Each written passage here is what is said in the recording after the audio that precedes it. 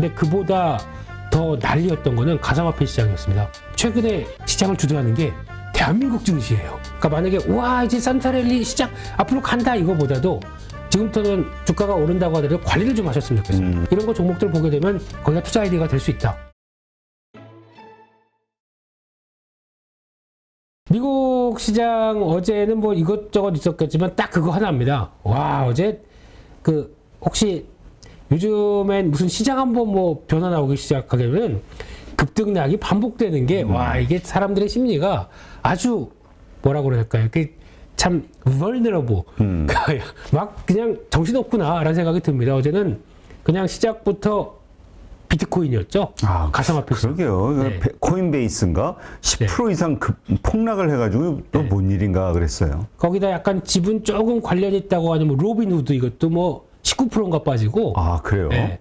이게 지금 어제 미국 시장에서 강타했던 부분들은 물론 중간 선거 결과 기다리다 보니까 그냥 약간 좀 주춤한 모습들이 있었죠. 근데 그보다 더 난리였던 거는 가상화폐 시장이었습니다. 어제 보니까 이게 뭐야라고 해서 좀 복잡해요 내용들이. 그래서 차 떼고 포 떼고 다 중요한 거는 그러니까 어제 1, 2위 가상화폐 거래소 시장에 1, 2위가 있습니다. 네. 1위가 바이낸스, 2위가 FTX. 이 두 회사가 싸우는 과정에서 원래 바이낸스가 FTX 지분 갖고 있던 거를 매각하면서 거기 갖고 있던 토큰을 줬거든요. 그걸 FTT라고 합니다. 그걸 받다 보니까 이걸 받는 과정에서 근데 이쪽이 좀 유동성이 좀 불안한 것 같다 그러다 보니까 이 갖고 있던 FTT를 매각을 합니다.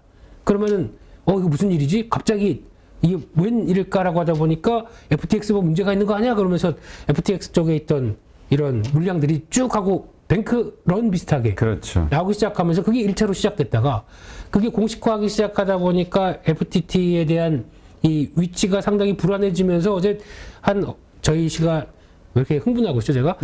물렸나 보지 뭐. 네. 와 어제 그래서 제 원래 원하던 가격은 비트코인 18,500 여기서 계속 샀거든요. 제가 네. 5번인가 사갖고 한 25,500에서 계속 이것만 했었습니다. 근데 또 들어갔죠.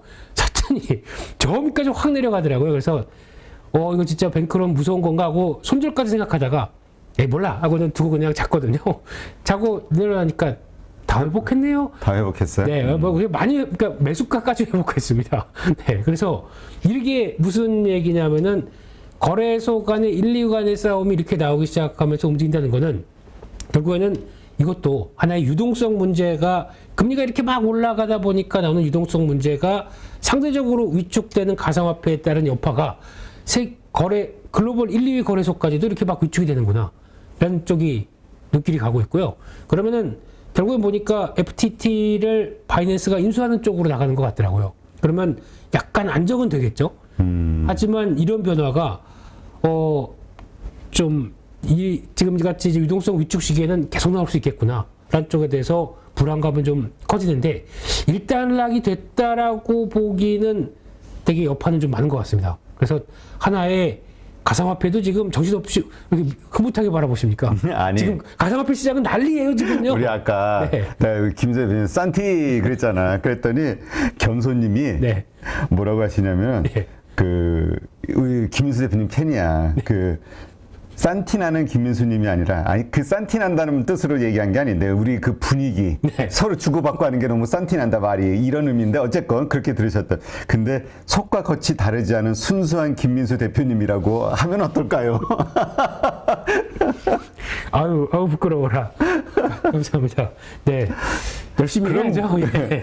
뭐 좋네. 아침에 물린 줄 알았던 비트코인은 다시 회복했고 그 잠자는데 얼마나 고통스러웠겠습니까? 악몽 가위 눌리고. 네, 잠을 자야지. 그렇게 주식에 집중하시라니까. 그럴까 봐요. 그래서 다 뺄까 봐요. 빼. 네.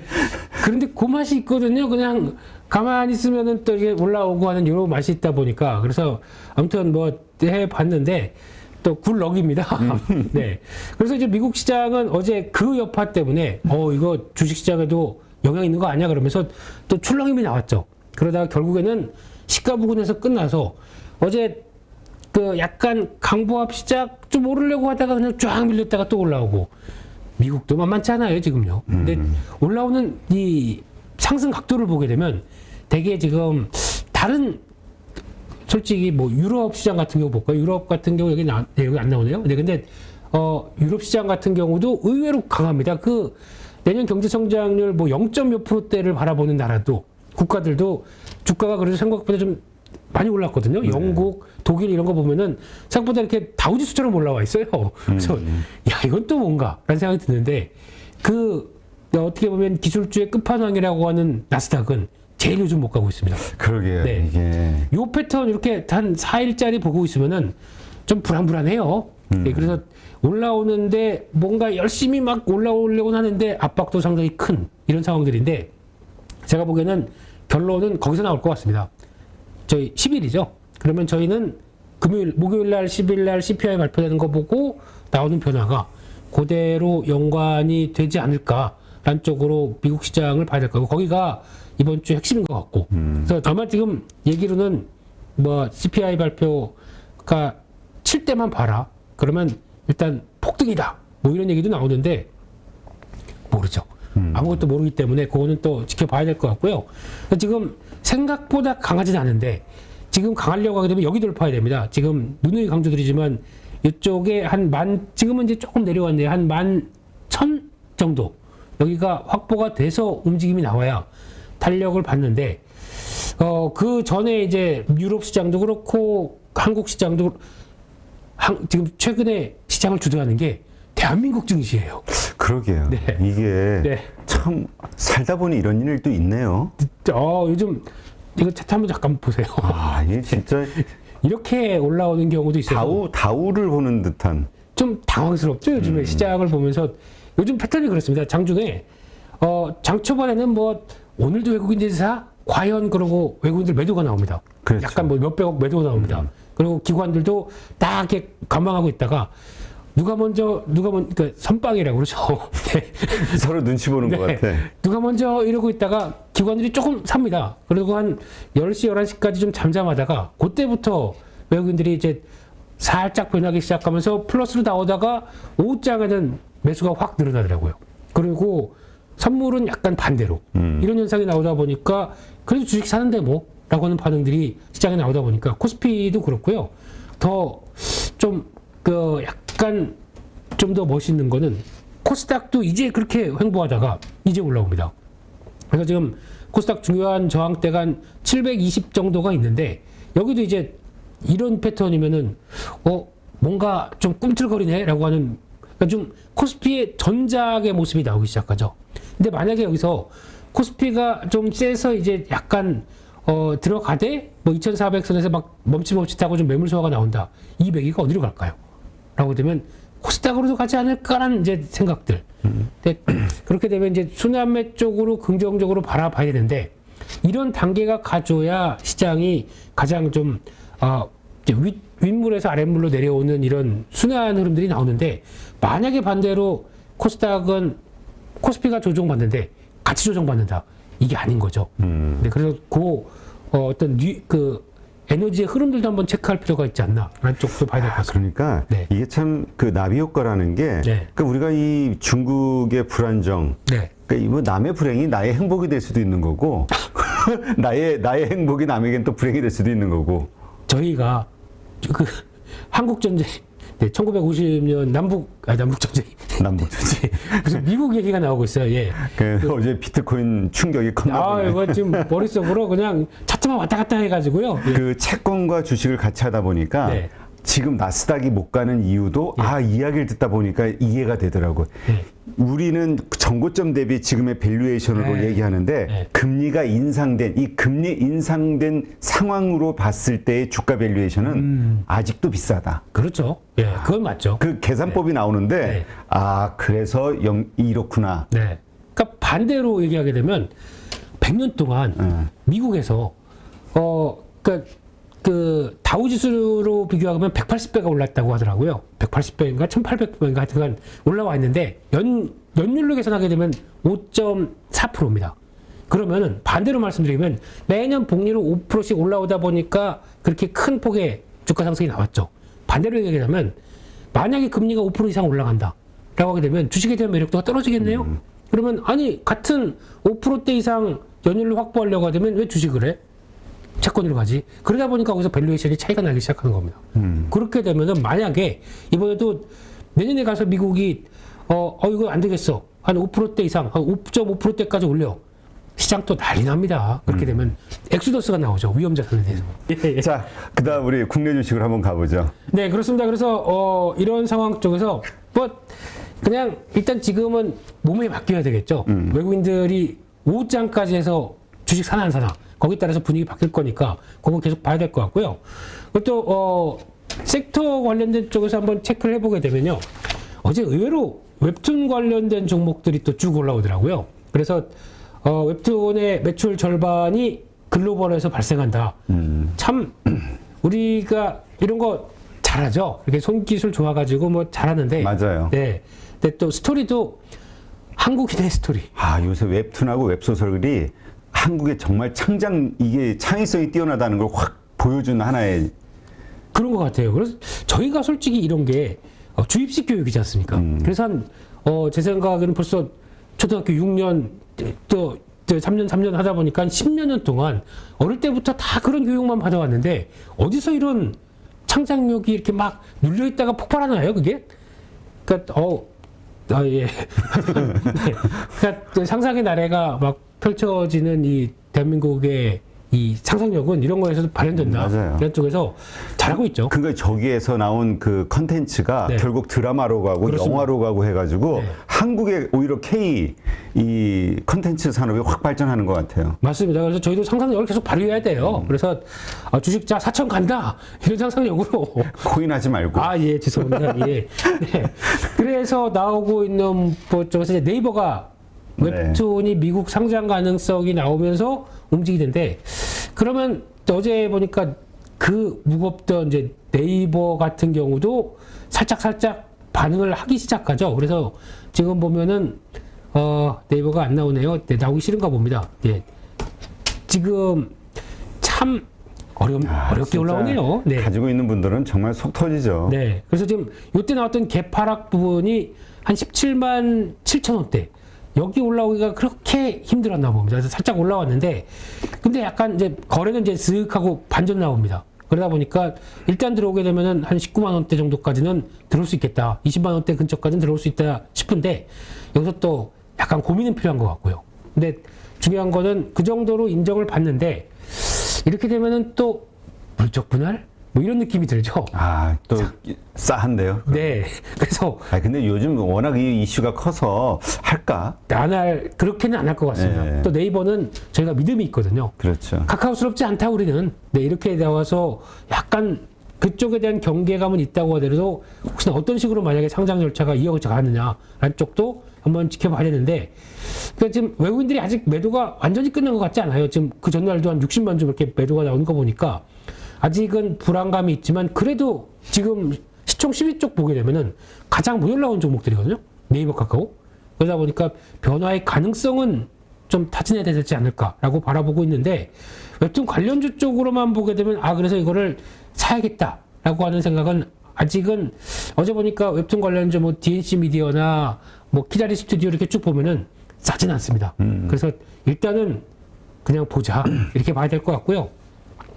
두 번째 반도체 쪽이네요. 그래서 외국인들 2차 전지가 쉬니까 바로 매기가 반도체 쪽으로 들어오면서 또 속속들에서 들어오고, 오늘 보니까 필라델피아 반도체 지수 또 2%대 올라오고. 그 TSMC 3% 4% 가까이 올랐잖아요. 네. 이거 이제 반도체에 대해서 그러니까 이게 참 아무리 글로벌 IB라 하더라도 우리 증권사들의 말을 믿기가 참 힘들어요. 어렵다 하니까 다 이렇게 올라오네. 어렵다 사상 최저 실적 나오고 거의 뭐 망할 것처럼 얘기해도 주가는 다 올라옵니다. 그러게요. 이게 심정이 그런 거죠. 이게 그러면 거의 업황 바닥이 아니냐. 뭐 이런 쪽의 변화가 나오기 시작하면서 움직인다고 봐야 될 것 같은데, 그러다 보니까 한때 또 SK하이닉스 딱 꺾이다 보니까 거기서 또 우르르 뭐 SK하이닉스 뭐 8만 원 깨진다, 또 뭐 적자 난다, 뭐 여러 가지 말 많죠. 또 올라옵니다. 이게 시장의 변화 같고요.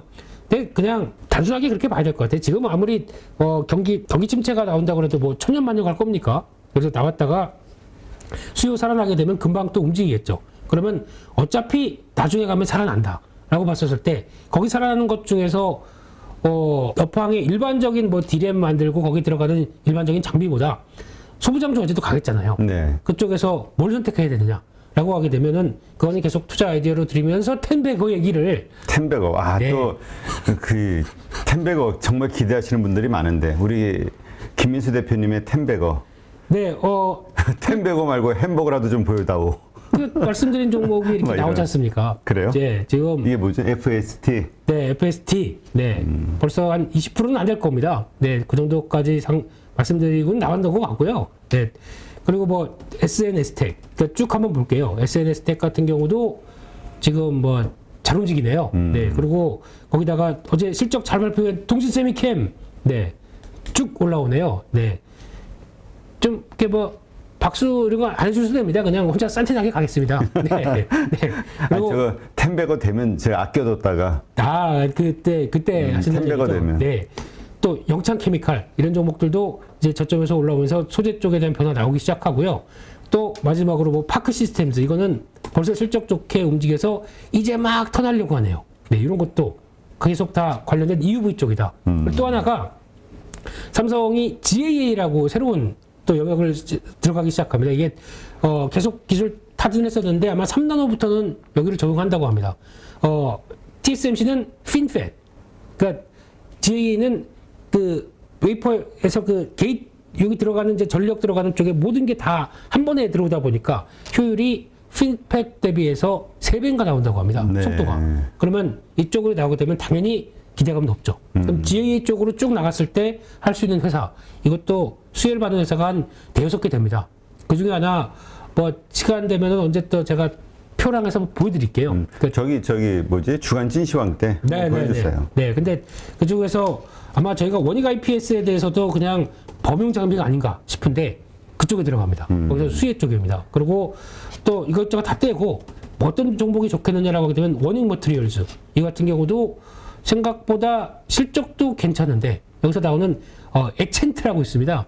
시각 관련된 쪽에 그러니까 SI랑 SIG라고 하는 실리콘 게르마늄이 들어가서 같이 식각을 했다가 실리콘 게르마늄을 제거를 해줘야 돼요. 그래서 SI만 딱 멍하신데요.